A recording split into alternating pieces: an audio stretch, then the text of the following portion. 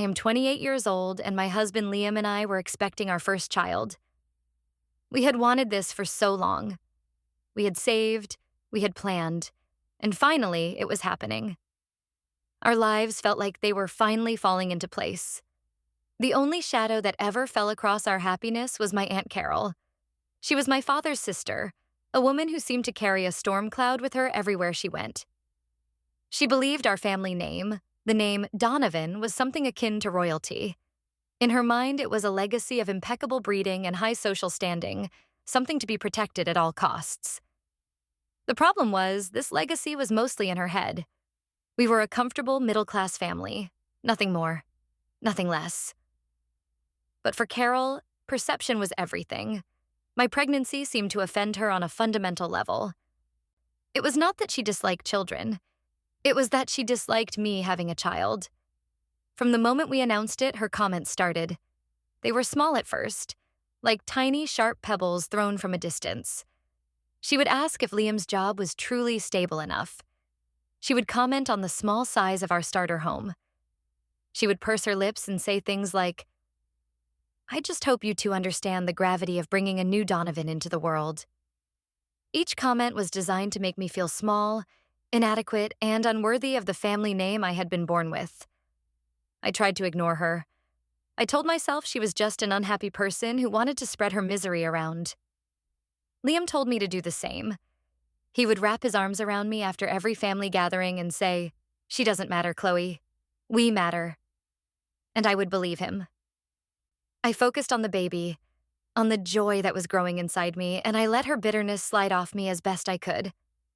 My best friend, Maya, and my mother decided to throw me a baby shower. It was supposed to be a day of pure joy. They booked a lovely little room at a local cafe, decorated with pale yellow and green balloons.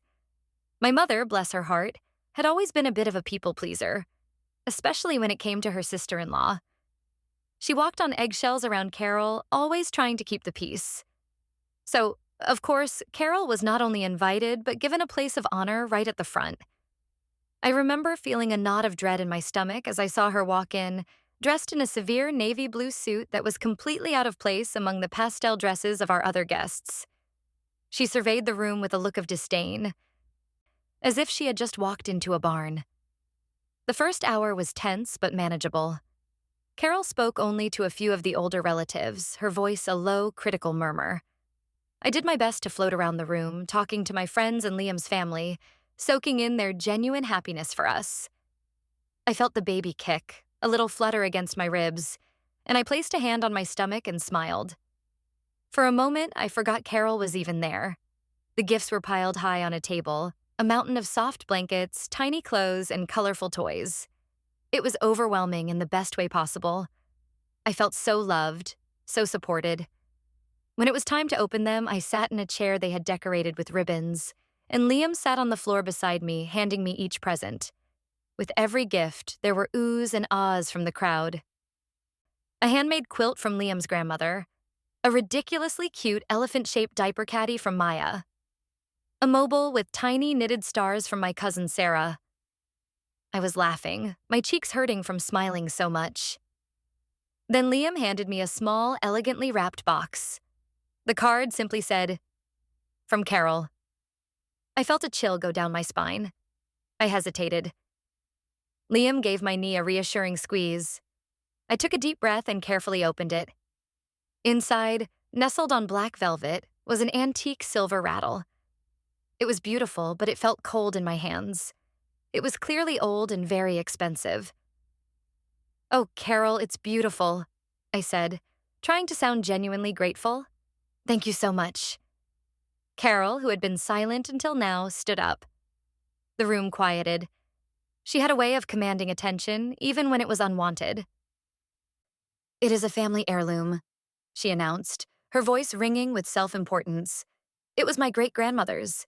It has been passed down to the firstborn of each generation who is deemed worthy of carrying on the Donovan name in a respectable manner." The air grew thick with unspoken meaning. I felt my smile freeze on my face. My mother looked horrified, her eyes darting between me and Carol. Liam's hand on my knee tightened. I knew this was not a gift. It was a statement. It was a test. I just held the rattle, staring at it. The silence in the room was deafening. Everyone was looking at me, waiting for my reaction. I felt 100 pairs of eyes on me, and my face grew hot with a mixture of shame and anger. What was I supposed to say? How could she do this in front of everyone? This was my day, a day for celebrating new life. And she had turned it into a public trial. I looked at Liam, and his expression was thunderous. He was on his feet before I could even process what was happening. But before he could speak, Carol delivered her final, devastating blow. She looked directly at me, her eyes cold and hard as stone. "I am giving you this now, Chloe," she said, her voice dripping with condescension, "as a reminder of the standards you are failing to meet. This baby, brought into a tiny house with no proper financial security, with a father from a family we know nothing about. You are not strengthening the family name. You are ruining it." A collective gasp went through the room. My mother put a hand to her mouth, her face pale. Maya looked like she was about to launch herself across the room. I felt the tears welling up in my eyes, hot and stinging. It was one thing to make her little comments in private. It was another thing entirely to humiliate me like this, in front of all my friends and family, on what should have been one of the happiest days of my life. The joy of the day was shattered, replaced by a cold, sickening dread. The beautiful rattle in my hands suddenly felt like a weapon that had been used against me. Before I could even find my voice to respond, to defend myself, Liam stepped forward. He moved to stand directly between me and my aunt. His presence was a solid wall, a shield. He was not shouting. His voice was dangerously calm, which was far more terrifying than any yelling could be. "Carol," he said, and the single word cut through the shocked silence. "You will apologize to my wife. Right now." Carol scoffed, a truly ugly sound. "Apologize? For what?" "For speaking the truth? Someone has to." She was completely unrepentant. She truly believed she was in the right. "You came into our celebration," Liam continued, his voice low and steady, each word deliberate. "You insulted my wife. You insulted me, and you insulted our unborn child. You have used a family heirloom not as a gift, but as a weapon to humiliate Chloe. You will not do that. Not in my home, not in front of our friends, and not to the mother of my child." His use of our celebration and my wife was so firm, so absolute. It drew a line in the sand. There was no question about where his loyalty lay. He was with me, completely and utterly. "This is a family matter," Carol snapped, trying to regain control. "It has nothing to do with you." This was her classic tactic, to frame Liam as an outsider who had no right to an opinion on Donovan family business. "When you married Chloe, you became my family," Liam said, his voice dropping even lower. "And when you attack her, you are attacking me. Now, for the last time, apologize." The tension in the room was unbearable. Everyone was frozen, watching the confrontation unfold. My mother looked like she was about to faint. Carol's face was a mask of fury.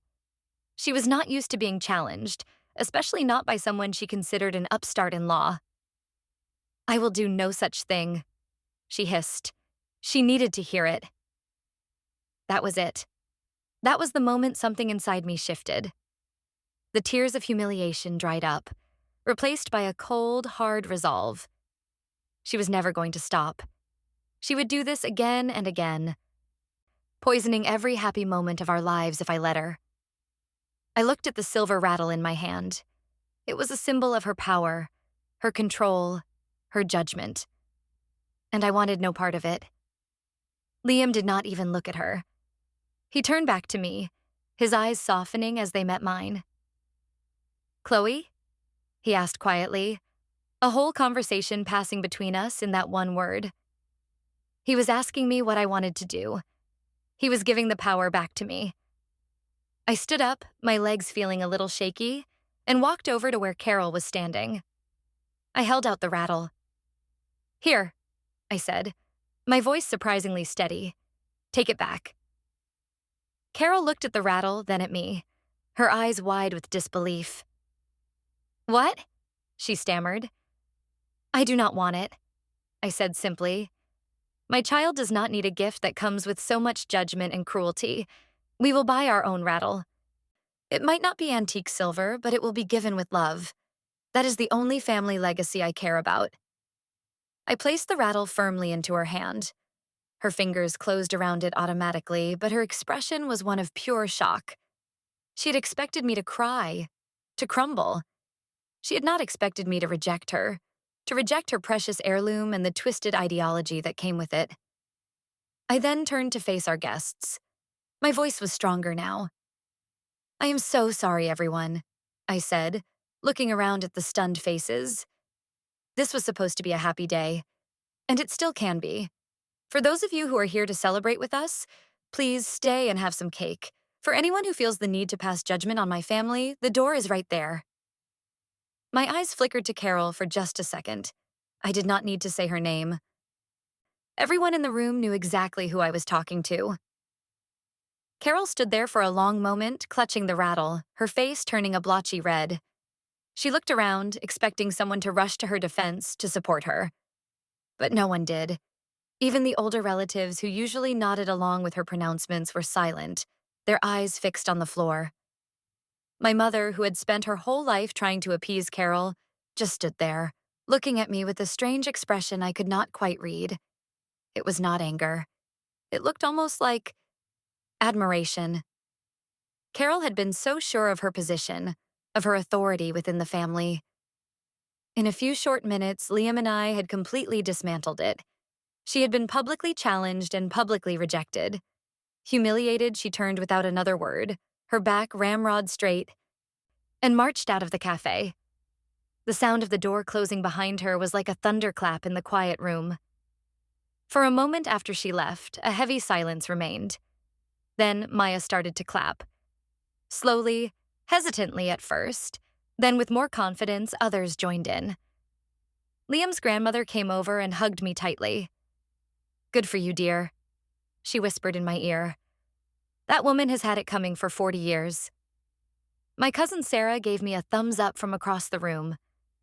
The tension broke, and the room was suddenly filled with chatter again. But the tone was different. It was lighter, warmer. The storm cloud had passed. Liam wrapped his arm around my waist and kissed my temple. "I am so proud of you," he whispered. I leaned against him, feeling exhausted but also strangely empowered. I had finally stood up to her. I had taken back my day. I knew it was not over. Carol was not the type to forgive or forget, but for the first time, I felt like I was ready for whatever came next. We had shown her that we were a team, a united front. And that was a legacy worth fighting for. Later that evening, after the last of our real friends had gone home, Liam and I sat on our sofa, surrounded by the piles of gifts. The room was quiet except for the hum of the refrigerator. I was replaying the scene with Carol over and over in my head. The shock on her face when I handed back the rattle was a vivid, satisfying image. "Do you think I did the right thing?" I asked Liam, tracing the patterns on a new baby blanket. He took my hand. "You did the only thing you could do, Chloe," he said firmly. "You stood up for yourself, for us, for our baby. You set a boundary, a big, clear, necessary boundary." "She is going to be furious," I said, a shiver of apprehension running through me despite my earlier bravado. "This is not the end of it." "No, it is not," he agreed. "But it is the beginning of something new. It is the beginning of her learning that she cannot treat you that way anymore. We are not going to let her." His certainty was a comfort. But I knew Carol. Her anger would not just dissipate. It would curdle into something colder, more calculating. Her attack had been public, and her defeat had been public. She would want revenge. My phone buzzed on the coffee table. It was my mom. I hesitated before answering.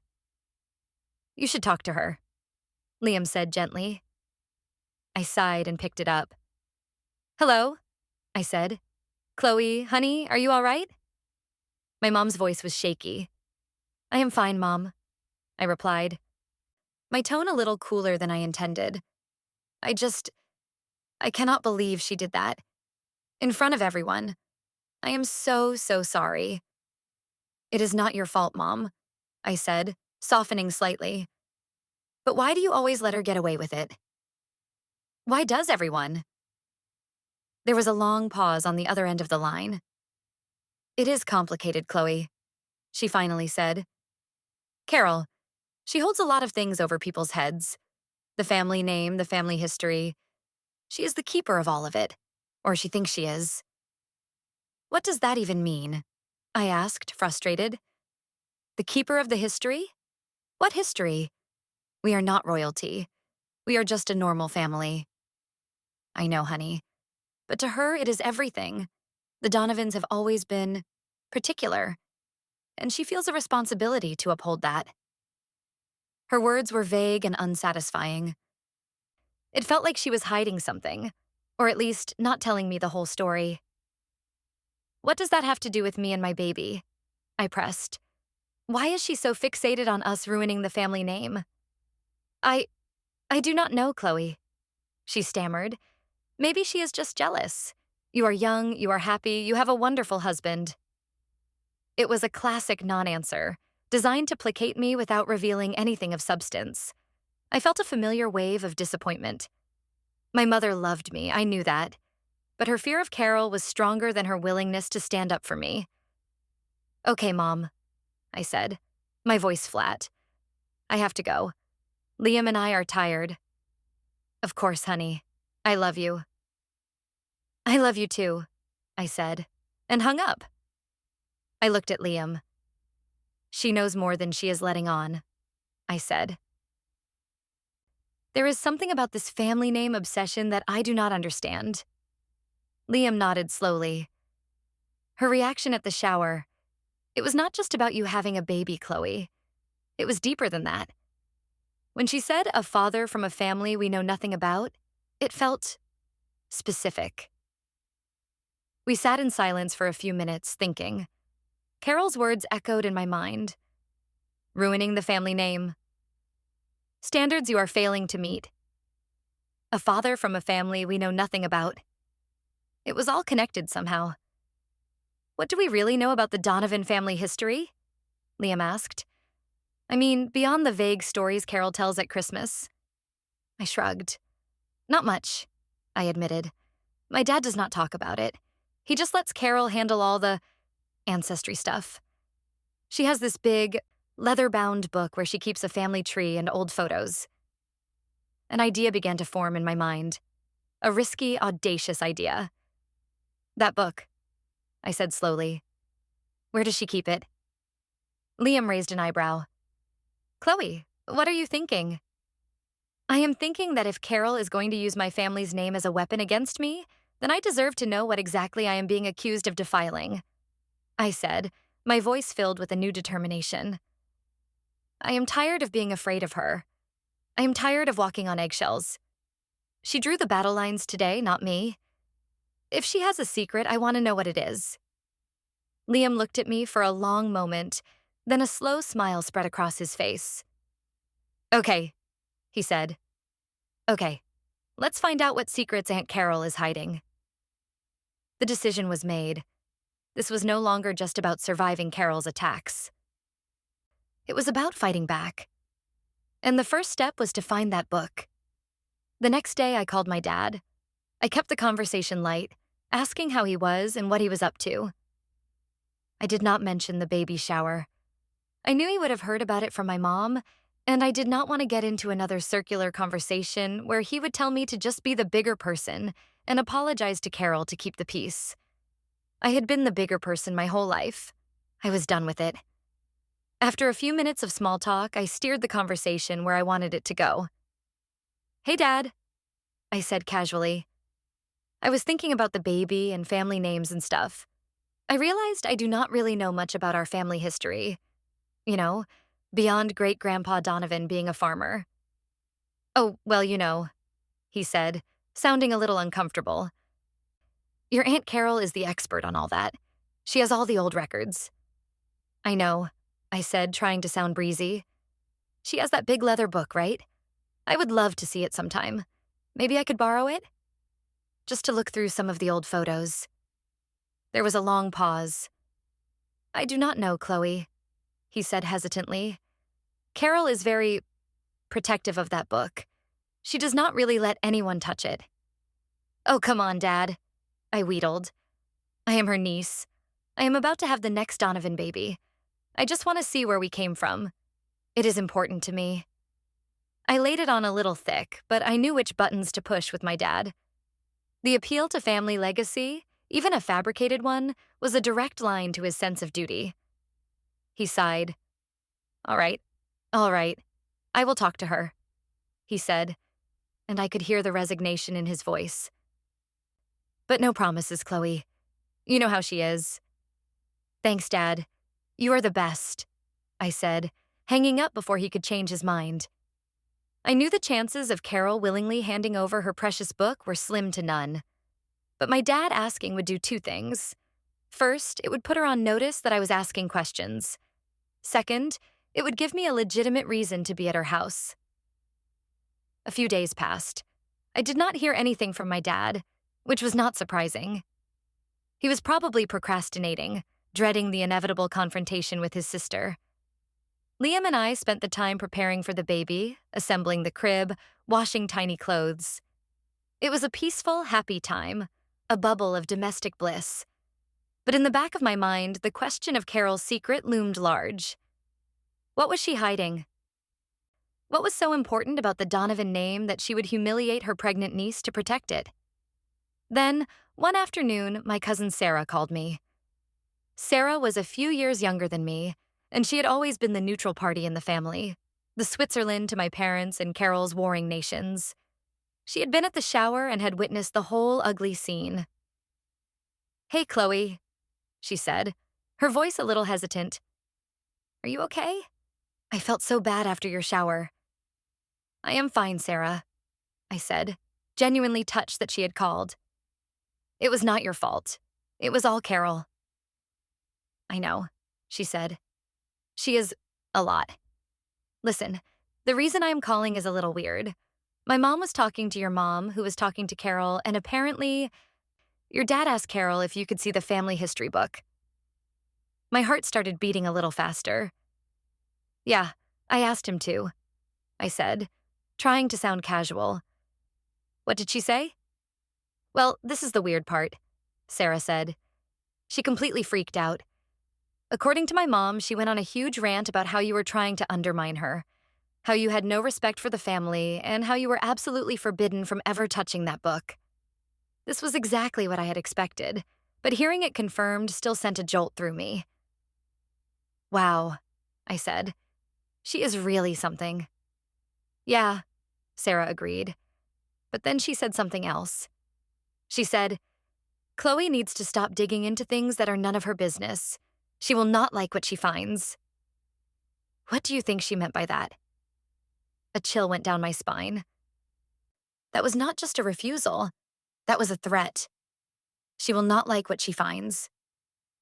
It was a clear warning to back off, and it had the exact opposite effect on me. Now I knew for sure there was something to find. I have no idea, I lied. She is probably just being dramatic as usual.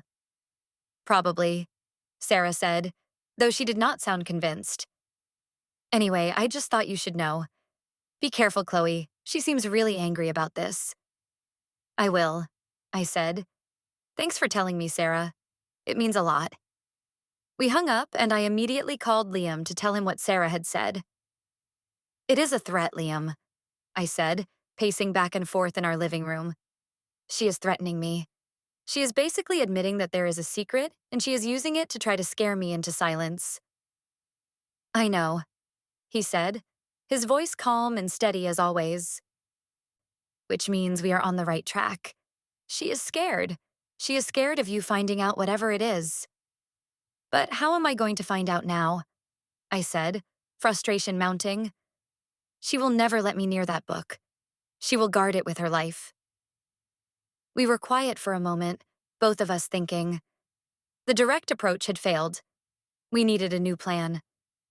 We need to get into her house, I said finally, without her knowing. Liam was hesitant. Chloe, that is a huge risk. What if we get caught? What if we do not? I countered. Liam, I cannot live like this. I cannot have our child born into a family where this woman holds some mysterious power over us, where she can just show up and detonate a bomb in our lives whenever she feels like it.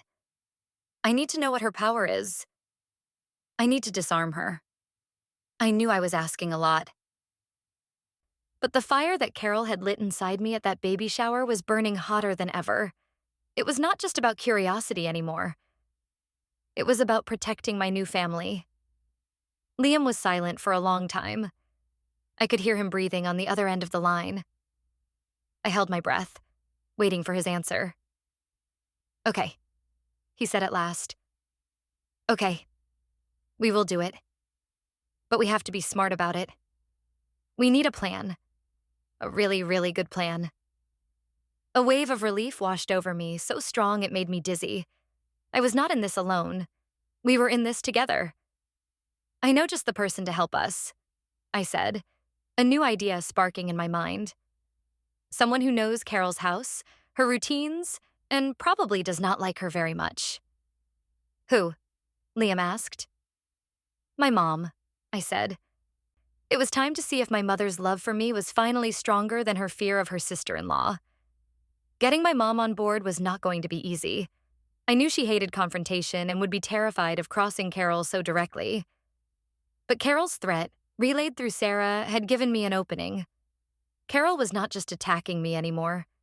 She was threatening to expose a family secret, something that would likely embarrass all of us, including my mom. I decided to frame it as an act of self-preservation for the whole family. I invited her over for tea the next day, telling her I just needed to talk.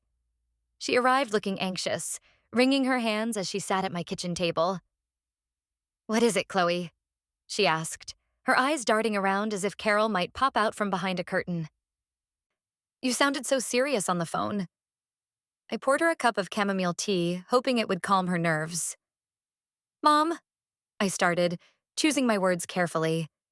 I know something is going on with Aunt Carol. Something more than just her being her usual unpleasant self.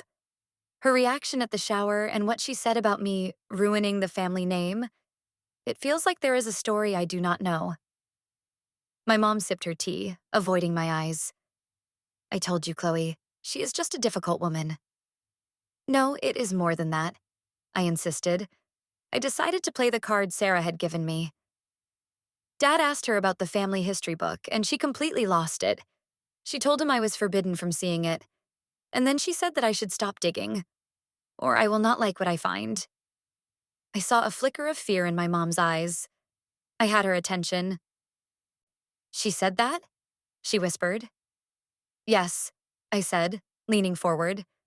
Mom, what is she talking about? What is in that book that she is so desperate to hide? This is not just about her being mean to me anymore. This is a threat. She is holding something over our family. Over you and Dad, too. My mom put her teacup down with a clatter. Her face was pale. I knew this would happen one day, she murmured, more to herself than to me. She has been holding on to this for years. Holding on to what? I pressed, my heart pounding. Finally, I was getting somewhere. She took a deep breath, her resolve seeming to crumble. It is not my place to say, Chloe. It is your father's family. It is my family, too, I said, my voice rising with frustration. And she is using it to hurt me, to threaten me and my baby. Do you think that is fair? That I should just sit back and take it because of some old secret? Tears welled up in her eyes. No, she said, her voice choked. No, it is not fair. She looked at me, really looked at me, and I saw the years of fear and anxiety she had carried because of Carol. I saw the love for me, her daughter, warring with that fear. What do you want to do? She asked, her voice barely a whisper. This was my chance. I want to see the book, I said simply. I need to know what she is holding over us. And I need your help to do it. Her eyes widened in terror. Chloe, no, I cannot. If she found out, she will not find out, I said, my voice firm and reassuring. You know her schedule better than anyone. When does she go to her bridge club? Every Thursday afternoon, my mom answered automatically, then caught herself. From 1 to 4. Okay, I said. Next Thursday, you are going to call her around 12:30. You are going to tell her you have a flat tire on the other side of town and you need her to come get you. You will say your phone is about to die. That will keep her from calling you back to check. My mom stared at me, her mouth agape. You have really thought this through, she said. I have had to, I replied. She has left me no choice. While you keep her busy, Liam and I will go to her house. You have a spare key, right? For emergencies? She nodded numbly. I need you to give it to me, Mom. She hesitated for a long moment. I could see the internal struggle on her face. It was the biggest thing I had ever asked of her. I was asking her to choose a side, definitively. Mom, I said softly, she threatened your grandchild. She humiliated me. Are you going to let her win? Again? That was the final push she needed. The mention of her grandchild, the reminder of my public humiliation. A new kind of determination hardened her features. She reached into her purse and pulled out her keychain. With trembling fingers, she unhooked a small, tarnished brass key. She pressed it into my palm. It was warm from her hand. Thursday, she said, her voice low but firm. 1 o'clock. She will be gone. Be careful, Chloe. She has a nose for trouble. We will be, I promised, closing my hand around the key. It felt heavier than a simple piece of metal. It felt like a victory. The week leading up to Thursday was the longest of my life.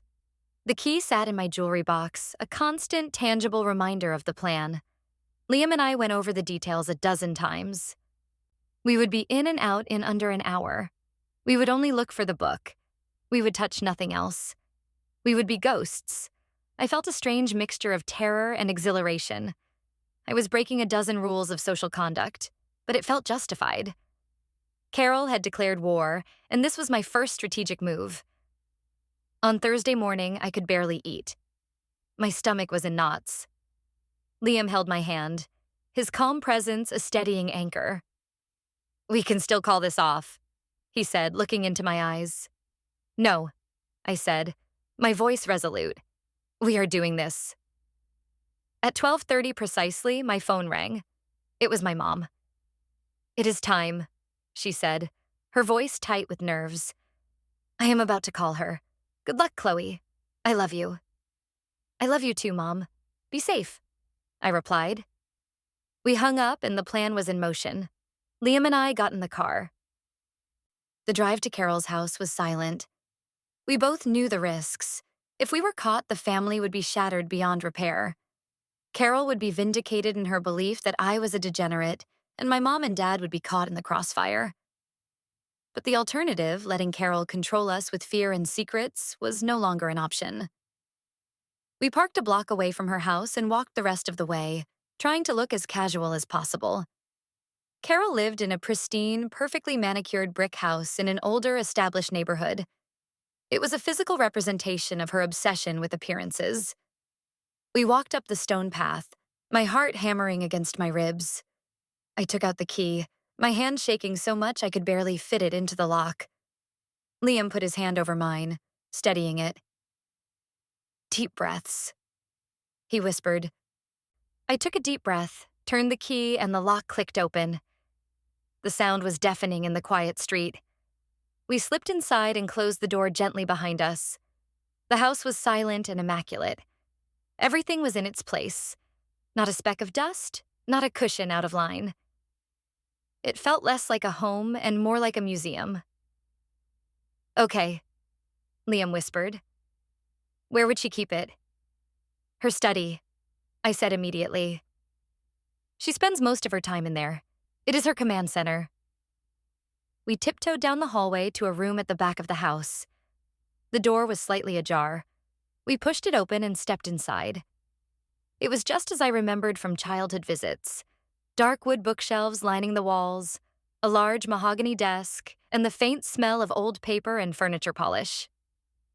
My eyes scanned the bookshelves. They were filled with leather-bound classics and history books, no sign of the family tome. "Check the desk," I whispered to Liam. He moved to the desk while I continued to scan the shelves. He gently tried the drawers. They were all locked. "Of course they are," he muttered. I ran my fingers along the spines of the books on the shelves, looking for anything that seemed out of place. Then I saw it. On the top shelf, partially hidden behind a set of encyclopedias, was a book that was slightly larger than the others. It was bound in dark green leather with no title on the spine. My heart leaped. "Liam," I whispered, pointing. "Up there."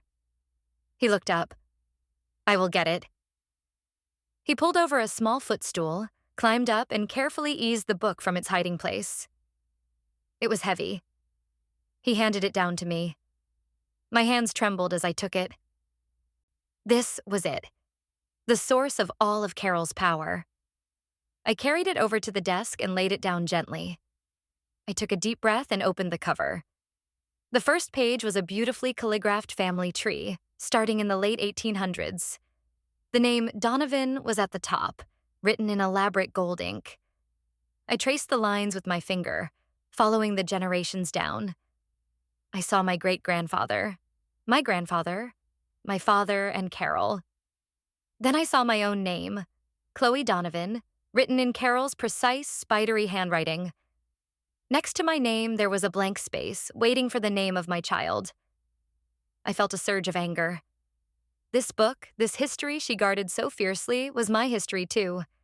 She had no right to keep it from me. I started turning the pages. They were filled with old photographs, birth certificates, marriage licenses, and handwritten notes. It was a detailed, almost obsessive record of the Donovan family. For the first 20 minutes, I found nothing out of the ordinary. It was just what it appeared to be, a meticulous family history. There were stories of hard-working farmers, a few small business owners, a teacher. They were respectable, normal people. There was nothing to suggest the grand legacy Carol always talked about. I started to wonder if I was wrong, if Carol was just delusional and there was no secret at all. "Find anything?" Liam whispered, keeping watch by the door. "Not yet," I said, frustrated. "It all seems normal." I kept turning the pages, moving faster now, scanning the notes. I was deep into the early 20th century section when I saw it. Tucked into a sleeve on the back of a page was a small, folded piece of paper, yellowed with age. It was a birth certificate. I pulled it out carefully. The name on the certificate was not Donovan. It was O'Connell. The baby's name was Thomas O'Connell. I was about to put it back, assuming it was a misplaced document from a different family, when I saw the mother's name. Eleanor Donovan. My great-grandmother. My blood ran cold. I stared at the certificate. My great-grandmother, the matriarch Carol so revered, had a child named Thomas O'Connell, but my grandfather's name was Arthur Donovan. Who was Thomas? I quickly flipped back to the family tree. There was no Thomas O'Connell listed. There was no mention of him anywhere. It was as if he had never existed. I turned the page back to where I had found the certificate. Underneath the sleeve, there was a faint handwritten note in pencil. The handwriting was different from Carol's. It was older, more hurried. It said, "Sent to St. Jude's, for the best." St. Jude's. I had heard of it. It was an old orphanage, one with a notoriously bad reputation, that had closed down decades ago. My great-grandmother had a child, a son, and she had given him away. He was not a Donovan. He was an O'Connell. This was the secret. The pristine, unbroken line of Donovans was a lie. There was a branch of the family tree that had been deliberately cut off, hidden away, because the child did not have the right name. "Liam," I whispered, my voice hoarse. "Come here. You need to see this." He came over and looked at the birth certificate and the note over my shoulder. He read them, then looked at me, his eyes wide. Oh my God, he said. Your great-grandmother had a child out of wedlock. And they gave him away, I finished. They erased him from the family history to protect the Donovan name. This is it, Liam. This is the secret. This is why Carol is so obsessed. She is not protecting a proud legacy. She is covering up a scandal. The hypocrisy was staggering. The woman who had accused me of ruining the family name was the guardian of a secret that proved the name was already tarnished by her own twisted standards. My anger was now mixed with a strange sense of pity for the forgotten baby, Thomas O'Connell. What had his life been like? Did he ever know who his mother was? And then another thought hit me, a cold, sharp realization. Liam, I said, looking up at him. When Carol said a father from a family we know nothing about, she was not just insulting you. She was talking about this, about a child being born with the wrong father's name. It all clicked into place.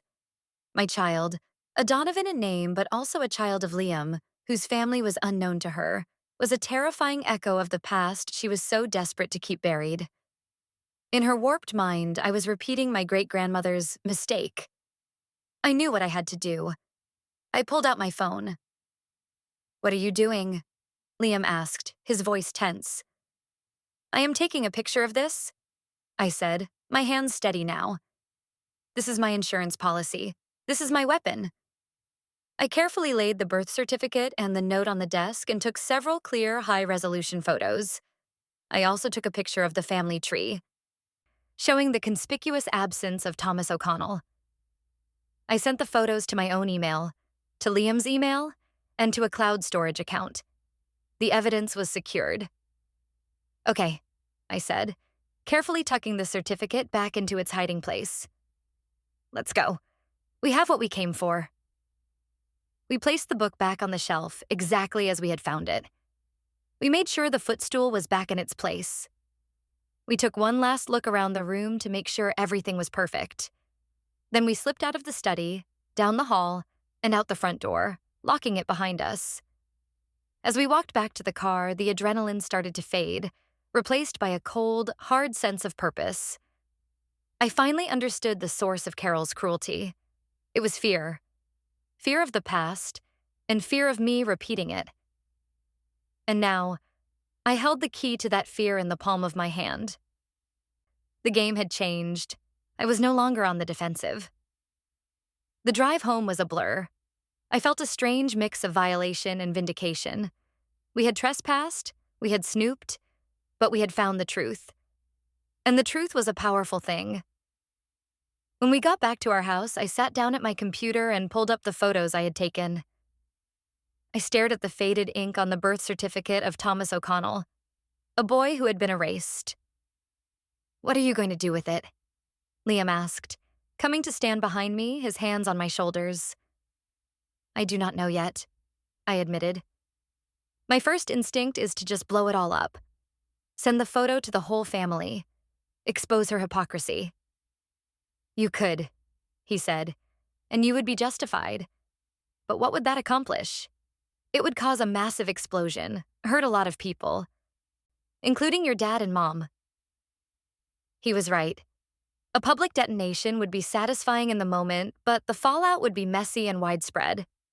My dad, who was probably ignorant of the whole story, would be humiliated. My mom would be caught in the middle. It would become a huge, ugly family war.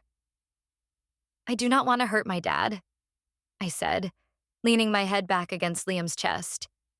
He does not deserve that. So, what is the alternative? He asked. We use it as leverage, I said, the plan forming in my mind. I do not want to destroy the family. I just want Carol to leave us alone. I want her to stop. This information is not a bomb to be detonated. It is a shield, and maybe a very pointed sword to be used only when necessary. So you confront her, Liam said. Privately. Yes, I said. I confront her. I let her know that I know. And I set the terms of our new relationship. The terms will be simple. She treats me, my husband, and my child with respect. She stops the comments. She stops the judgment. She stops trying to control the family narrative. If she agrees, the secret stays safe. If she does not, well, then she leaves me no choice. It felt right. It was strategic, not purely emotional. It was about establishing boundaries and ensuring a peaceful future for my family, not just about getting revenge. It gave Carol a choice. She could choose to retreat gracefully, or she could choose to have her entire world of carefully constructed lies torn down around her. The power was now in my hands. The next step was to arrange the meeting. I wanted it to be on my turf, in my home, where I felt strongest. I waited a few days for the dust to settle from my mom's flat tire incident. My mom had called me later that day, her voice breathless with a mixture of fear and excitement. "It worked," she'd whispered. She was so annoyed, but she bought it completely. Did you find anything?" "I did," I had told her. "I will explain everything soon. You were so brave, Mom. Thank you." For the first time, I felt like my mom and I were a team. Now, it was time to deploy my newfound leverage. I decided to send Carol an email. A phone call felt too easy for her to shut down, and a text felt too informal for the gravity of the situation. I spent an hour composing it, with Liam looking over my shoulder. The final version was short, polite, and deeply unsettling. It read, "Dear Aunt Carol, I would like to invite you over to my home this Saturday for a private conversation. There are some aspects of the Donovan family history I have recently become aware of that I believe we need to discuss. Specifically, I have some questions about my great-grandmother, Eleanor, and a son she had named Thomas. Please let me know what time works for you. Sincerely, Chloe." I hit send, and my heart immediately started pounding. The bait was out. Now I had to wait and see if she would take it. I did not have to wait long. Less than an hour later, my phone rang. It was Carol.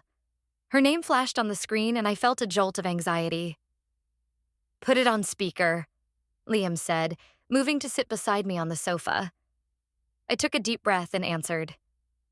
"Hello, Carol," I said, my voice as calm as I could make it. "What is the meaning of that email?" she demanded, her voice sharp and cold, but I could detect a slight tremor underneath. She was scared. It was working. "I think the email was quite clear," I replied evenly. "I would like to talk to you about our family history." "There is nothing to talk about," she snapped. "You have no idea what you are meddling in. I warned you to stop digging." And I chose to ignore that warning. I said, "I am not a child you can scare into obedience, Carol. I am a grown woman, and this is my history too. I know about Thomas O'Connell. I know he was my grandfather's brother, and I know you have spent your entire life hiding him." There was a dead silence on the other end of the line. I could almost hear the gears turning in her head, the panic rising. I had just confirmed her worst fear. The secret was out. "How?" she finally whispered, her voice barely audible. "How do you know that name?" "That is not important," I said, pressing my advantage. "What is important is that I know. And I have proof. I have a copy of his birth certificate." The sharp intake of breath on her end was my victory. She was completely cornered. "What do you want, Chloe?" she asked, her voice flat and defeated. The fight was gone. All that was left was damage control. "I want to talk," I said again. "In person, at my house, this Saturday, you and me. We are going to set some new ground rules for this family. Are you available at 2:00? She was silent for a moment. I knew she was weighing her options. She could refuse, but then I held all the cards. I could expose her secret at any time. She had to come. She had to face me. "Fine," she said. The word clipped. 2:00. Then she hung up. I looked at Liam, a slow smile spreading across my face. "Checkmate," I said. The days leading up to Saturday were filled with a tense anticipation. Liam and I talked through my strategy for the confrontation. I knew I needed to stay calm and focused. If I let my anger get the best of me, I would lose my advantage. This was not about yelling or crying. This was a negotiation. I was there to dictate terms. When Saturday arrived, I made sure the house was clean and tidy, but in a comfortable, lived-in way. I wanted to project an aura of quiet confidence to show her that my life was full and happy, despite her disapproval. I did not bake cookies or offer her tea. This was not a social call. At 2 o'clock on the dot, the doorbell rang. Liam gave my hand a squeeze.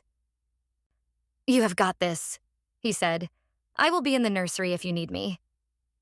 He retreated down the hall, giving us our privacy but staying close enough to be a source of silent support. I opened the door. Carol stood on my doorstep, looking smaller and older than I had ever seen her. Her usual armor of self-importance was gone, replaced by a raw vulnerability. Her face was pale and drawn. She walked into my living room and stood awkwardly in the middle of the floor, clutching her purse like a shield. "Please, have a seat," I said, gesturing to the armchair opposite the sofa. I sat on the sofa, creating a deliberate space between us. She sat down stiffly on the edge of the chair. We sat in silence for a long moment. I let the silence stretch, forcing her to be the one to break it. It was a small power play, but an important one. "So," she finally said, her voice strained. "You said you wanted to talk." "Yes," I said. "I want to understand why. Why have you been so cruel to me? Why have you been so obsessed with the family name? I think I know the answer now. It is because of Thomas, is not it?" She flinched at the name. She looked down at her hands, which were clenched tightly in her lap. "You do not understand the context," she said quietly. "It was a different time. Things were done differently." "What things?" I asked, keeping my voice level. "Giving away a baby because his father was not the right man? Erasing him from the family records as if he never existed? Is that what you mean?" She looked up at me, her eyes filled with a strange mix of anger and pain. "My mother, Eleanor, she was a good woman," she said defensively. "She was trapped. Her family would have disowned her. She would have been ruined. She did what she had to do to survive." "And what about Thomas?" I asked. "Did he survive? Do you know what happened to him?" She shook her head, her expression pained. "No," she admitted. "We never knew. After he was sent to the orphanage, he was gone. My father forbade my mother from ever speaking his name again. It was a secret she carried to her grave." For the first time, I felt a flicker of something other than anger toward her. I saw a woman who had been raised in the shadow of a terrible secret, taught from a young age that the family's reputation was more important than a human life. "My father told me the story when I was a teenager," Carol continued, her voice trembling. "He made me swear to protect the family name, just as he had. He gave me the book. He said it was my duty to make sure the truth never came out. It has been my burden to carry my whole life." "A burden?" I said, my voice hardening again. "You call it a burden, but you seem to enjoy it. You enjoyed lording it over everyone. You used it as an excuse to be cruel, to judge me, to judge my husband, to threaten my unborn child." Her face crumpled.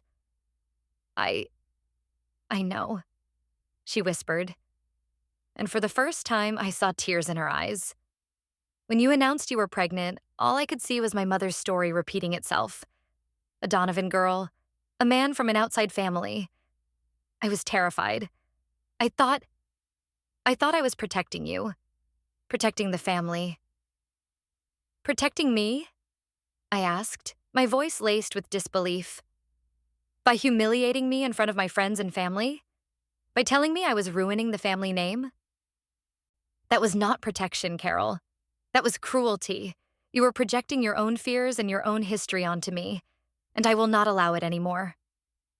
I leaned forward, my expression serious. "This is what is going to happen now," I said, my voice low and firm. "First, you are going to stop. All of it. The comments, the judgments, the lectures about the family name. It ends today." She nodded numbly, her eyes fixed on my face. Second, I continued, you are going to apologize. Not just to me. You are going to apologize to Liam. You publicly insulted him and his family, and you will publicly apologize for it. Her eyes widened in horror. Publicly? Do not worry, I said, a cold smile touching my lips. I am not going to make you do it at a party. You will do it at the next family dinner, in front of my parents and your husband. You will tell them you are out of line and that you are sorry for the way you have treated us. This was the part of the negotiation she would hate the most. It was not enough for her to be privately defeated. She had to be publicly corrected. Her authority had to be visibly dismantled in front of the very people she sought to control. And if I do not? She asked, a flicker of her old defiance returning. If you do not, I said, my voice dropping to a near whisper, then I will take the photo of Thomas O'Connell's birth certificate and I will email it to every single person in this family, from your husband down to your granddaughter. I will attach a little note explaining how the great matriarch Eleanor Donovan had a secret child she threw away. I will explain that the precious family name you hold so dear is built on a foundation of lies and hypocrisy. And I will let everyone know that you knew about it your whole life. How do you think that will go over at the next holiday dinner? The color drained from her face. She stared at me, her mouth slightly open. She saw that I was not bluffing. I would do it. I had been pushed too far, and my protective instincts for my new family were far stronger than any lingering sense of family obligation to her. You would do that? She whispered.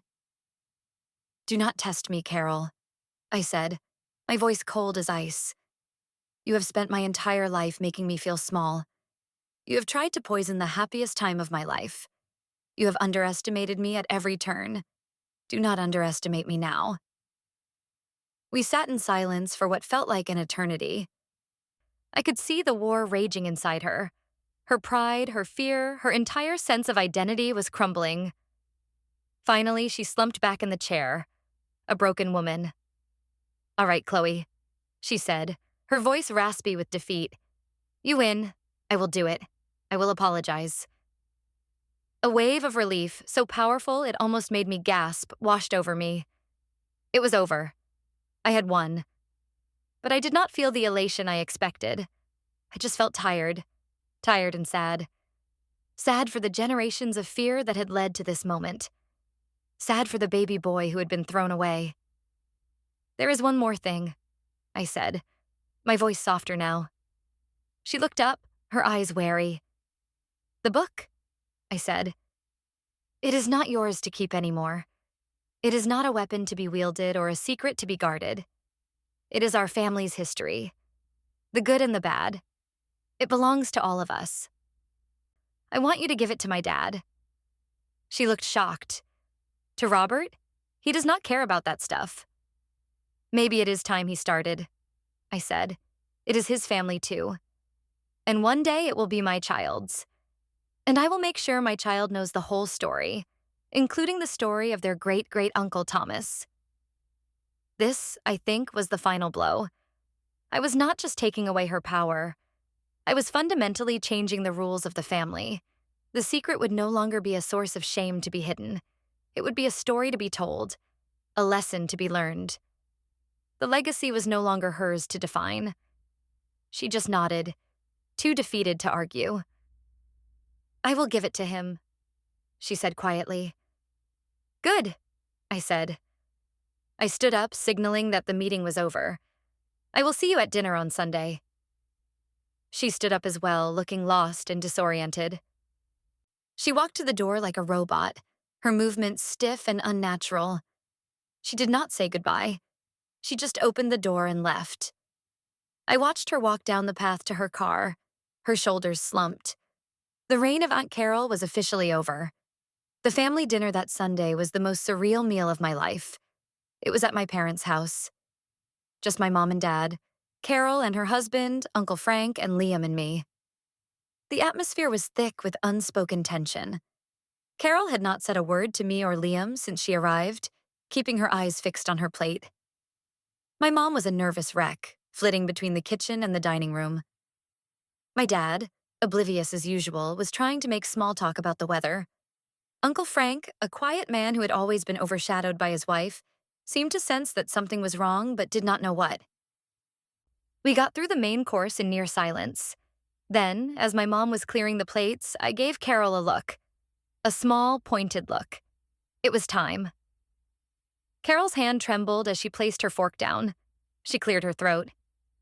Everyone looked at her. I have something I need to say, she began, her voice wavering. She looked at me, then at Liam. Liam, Chloe, I owe you both an apology. My dad stopped in the middle of a sentence, his fork halfway to his mouth. He looked at Carol in disbelief. She had not apologized for anything in 30 years. At the baby shower, she continued, forcing the words out, I was completely out of line. The things I said were hurtful and untrue. Liam, you are a good man, and you will be a wonderful father. I had no right to insult you or your family. Chloe, I am so sorry for the way I have treated you. You are not ruining anything. You are building a beautiful family, and I should have been supportive and happy for you. Instead, I was cruel, and I am deeply, truly sorry. The silence that followed was absolute. My dad was staring at her, his mouth agape. My mom had tears in her eyes. Uncle Frank looked utterly bewildered. Liam, ever the gracious one, was the first to speak. Thank you, Carol, he said simply. We appreciate that. I just nodded, not trusting myself to speak. I did not want to offer her forgiveness too easily. This was not about making her feel better. This was about her acknowledging the truth of her behavior. She looked at my father. And Robert, she said, her voice cracking. There is something I need to give you. She reached down into the large bag she had brought with her and pulled out the heavy, leather-bound book. She slid it across the table to him. What is this? He asked, looking at the book as if it were a foreign object. It is our family's history, she said. It is time you were its keeper. I have been wrong about a lot of things. There are stories in there you need to know. She stood up, her chair scraping against the floor. Frank, we are leaving, she said. Uncle Frank, looking more confused than ever, stood up and followed her. They were gone a few moments later, leaving the rest of us in stunned silence. My dad slowly opened the book. He turned the pages, his expression shifting from confusion to shock to a deep, profound sadness. He found the birth certificate. He read the note. He looked up at me, his eyes filled with questions. You knew about this? He asked, his voice hoarse. I nodded. I found out, I said. That is why she apologized. She has been using this secret to justify her behavior for years. We spent the next hour talking. I told him everything. How Carol had humiliated me, how I had found the book, how I had confronted her.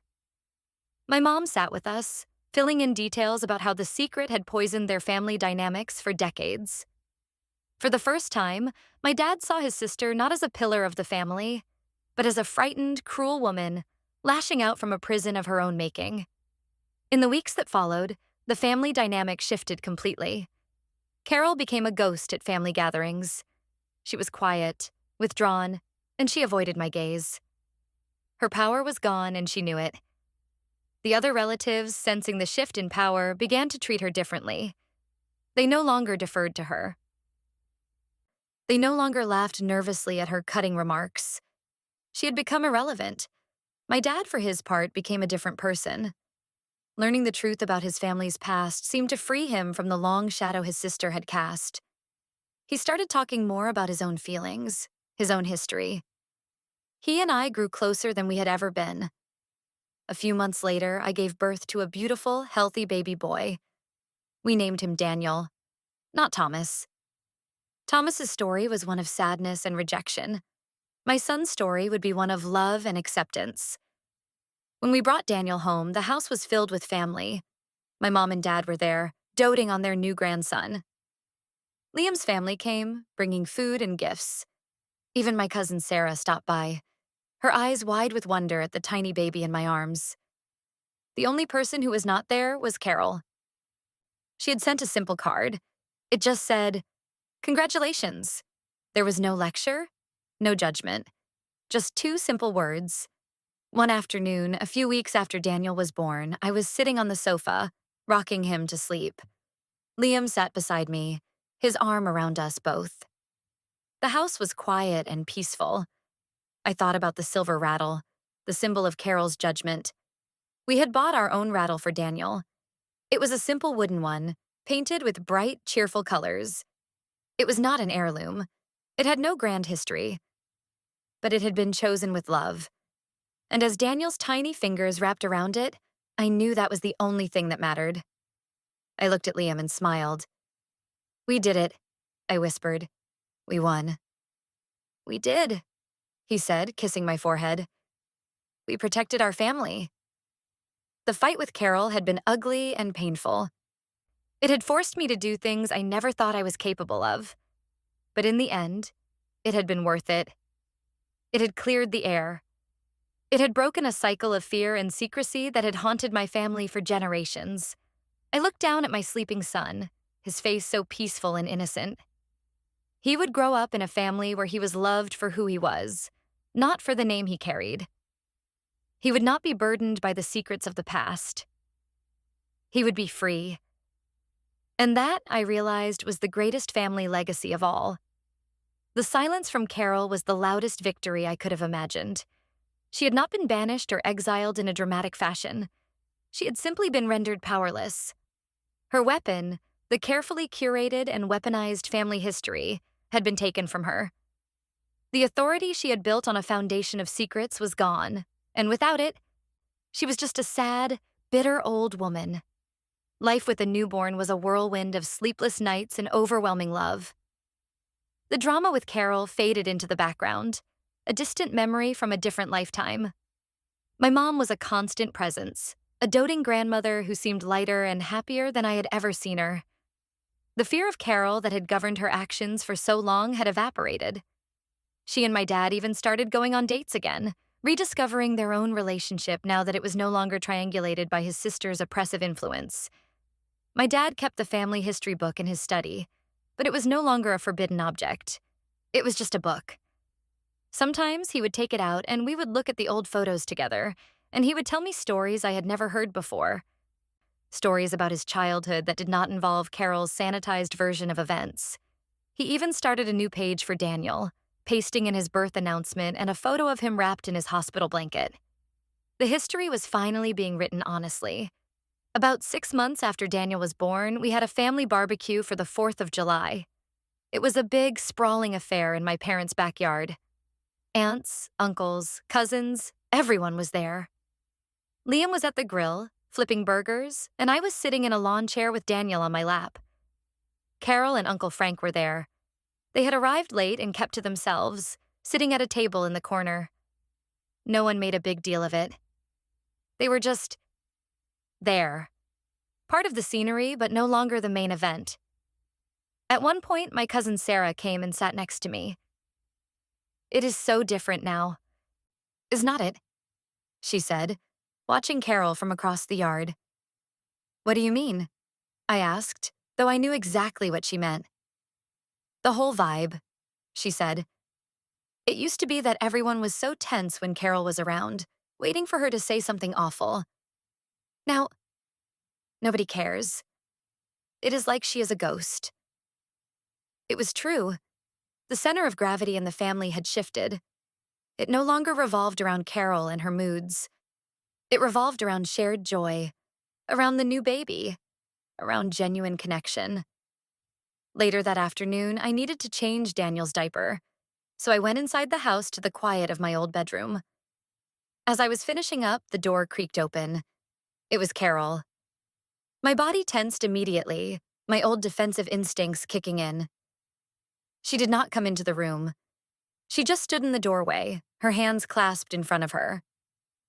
She looked at Daniel, who was lying on the changing table, gurgling happily.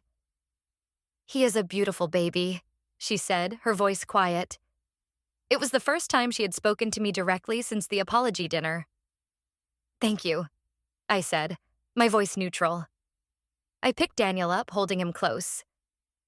"He looks like your father," she said, a faint, sad smile on her face. "He has the Donovan eyes." I did not say anything. I just waited. I was not going to make this easy for her. "I wanted to tell you," she said, her gaze dropping to the floor. "I did some research. I hired a private investigator." My heart skipped a beat. "About what?" "About Thomas," she said. I had to know. She looked up at me, her eyes filled with a deep, ancient sadness. "He died in 1986, she said. "He was married, had 2 daughters. He owned a hardware store in Ohio. His wife said he was a good man, a quiet man. He never knew about us. He was raised believing he was an orphan with no family at all." The news hit me like a punch to the gut. Thomas O'Connell, my great-uncle. He had lived a whole life, a good life, completely separate from us. He had died without ever knowing his mother, his brother, his history. A whole branch of our family, lost forever because of fear and pride. Tears sprang to my eyes. Tears for a man I had never met. Tears for the loss, the waste. Carol was crying too, silent tears tracking down her wrinkled cheeks. "I just thought you should know," she whispered. "The story has an ending now." In that moment, standing in the quiet of my childhood bedroom, I did not see my cruel, judgmental aunt. I saw a woman grieving for a brother she never knew, for a mother who carried a terrible secret, for a family history built on a lie. My anger, the cold, hard anger that had sustained me for so long, finally melted away, replaced by a profound, aching pity. "Thank you for telling me, Carol," I said, my voice thick with emotion. She just nodded, unable to speak. She turned and walked away, leaving me alone with my son. I held Daniel a little tighter, kissing the top of his head. His life would be different. I would make sure of it. I would tell him the story of Thomas O'Connell. Not as a shameful secret, but as a cautionary tale. A reminder that love is more important than a name, that truth is more important than appearances, and that every person deserves to be part of the story. The war was over. The victory was mine. But the cost had been higher than I ever imagined. The peace I had fought for was finally real, but it was a peace tempered by sadness, a quiet reminder of the ghosts that still lingered in the corners of our family's past. From that day on, my relationship with Carol changed again. It was not warm, and we would never be close. The damage ran too deep for that. But the hostility was gone. It was replaced by a quiet, shared understanding. We were the only 2 people alive who knew the whole story, who had touched both ends of it. We were bound together by the secret of Thomas O'Connell. Life moved on.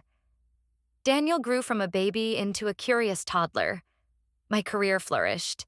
Liam was promoted at his job. We bought a bigger house in a neighborhood with good schools. Our life was happy, normal, and blessedly free of drama. Carol and Uncle Frank continued to come to family events, but they were peripheral figures. Carol seemed to have aged 10 years in the span of one. She was quieter, more observant.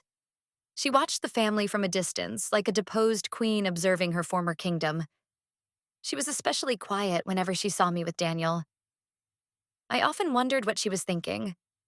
Was she seeing me and my son, or was she seeing a ghost of what could have been for her mother and her lost brother? One day, my dad called me. He sounded hesitant.